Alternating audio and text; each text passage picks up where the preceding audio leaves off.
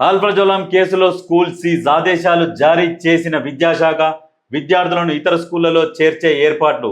School అడ్డాగా alprazolam తయారీ, నిర్వాహకుడు జయప్రకాష్ గౌడ్ అరెస్ట్. స్కూల్లో ఒక రూమ్లనే పెట్టేసిరటి సిస్టమ్ ఈ తయారు చేసేది ఈ మత్తు మందులు.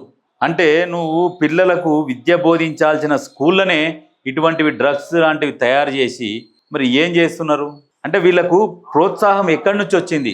ఈ తెలంగాణ ఏర్పడిన దగ్గర నుంచి ఎక్కడ చూడు ఈ డ్రగ్స్ డ్రగ్స్ డ్రగ్స్.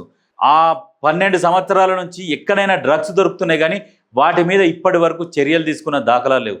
సినిమా హీరోలు అయితే దొరికిరని చెప్పిర్రు, విచారించిర్రు, పిలిచిర్రు, టీవీ వాళ్ళు హంగామా చేసిర్రు, పేపర్లలో వచ్చింది, అన్నీ వచ్చినాయి. లాస్ట్ కాళ్ళు భుజాల మీద చేతులేసుకొని తిరిగిరు గత ప్రభుత్వంలో ఉన్నోళ్ళు. అప్పట్లో ఎట్లా జరిగింది, ఏం చేసిరు, అంత హడావుడి చేసిన వాళ్ళు వెంటనే మొత్తం చల్లారిపోయింది. దాని గురించి ఎక్కడన్నా బయటకు వస్తుందా? ఎక్కడ వస్తలేదు. ఇగో మరి రాజకీయం అంటే ఇట్లుంటుంది. అదే పేదోడైతే తీసుకుపోయి జైల్లో పడేస్తారు, వానికి బెయిల్ కూడా రాకుండా అననే ములిగిస్తారు 100 రోజులు. ఇది కాదు, చర్యలు కఠినంగా చర్యలు తీసుకుంటే ఇంకొకసారి తయారు చేయరు ఎవరు కూడా. ఎక్కడ చూడండి డ్రగ్స్ పై ఉక్కుపాదం. రాష్ట్ర వ్యాప్తంగా ఈగల్ అండ్ ఎక్సైజ్ సివిల్ పోలీసుల దాడులు, పెద్ద మొత్తంలో గంజాయి ఇతర డ్రగ్స్ స్వాధీనం, పలువురు నిందితుల అరెస్ట్. వీళ్ళందరూ ఏమనుకుంటారంటే గతంలో ఉమ్మడి ఆంధ్రప్రదేశ్ ఉన్నప్పుడు అప్పుడు ఏంటంటే అంత కలగుర గంపలాగా ఉండే. అటు రాయలసీమ, ఇటు ఆంధ్ర, ఇటు తెలంగాణ, ఈ రకరకాలుగా ఎవరి కాళ్ళు దోచుకుంటేందుకు ప్రయత్నంలో ఉంటుండే.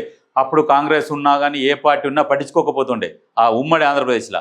అయితే అప్పుడు మంచిగా జల్సాలు చేశారు కొన్ని టీములు. ఇప్పుడు కూడా అట్లనే ఉంటుందేమో అనుకొని ఈ గంజాయి అనేది సప్లై చేసుకుంటారు. కానీ ఇక్కడ ఉన్నది ఇప్పుడు రేవంత్ రెడ్డి.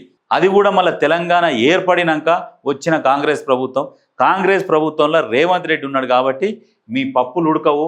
ఇంకోరన్నా ఇట్లాంటి చెయ్యాలనుకున్నా మానుకోర్రి. ఎందుకంటే ఆయన కఠిన నిర్ణయాలు తీసుకుంటున్నాడు. ఏ ఒక్క దాని మీద కూడా లూజ్గా వదులుతలేడు. ప్రతి విషయంలో కఠిన నిర్ణయాలు ఉంటున్నాయి. జాగ్రత్త. మేము దొరకకపోతామా అని అనుకుంటే మీ కర్మ.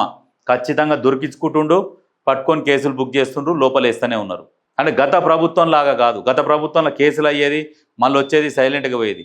ఈసారి కఠిన చర్యలు, ఉక్కుపాదం మోపుతున్నారు. జాగ్రత్త. ఎక్కడ చూడు దొరుకుతున్నారు.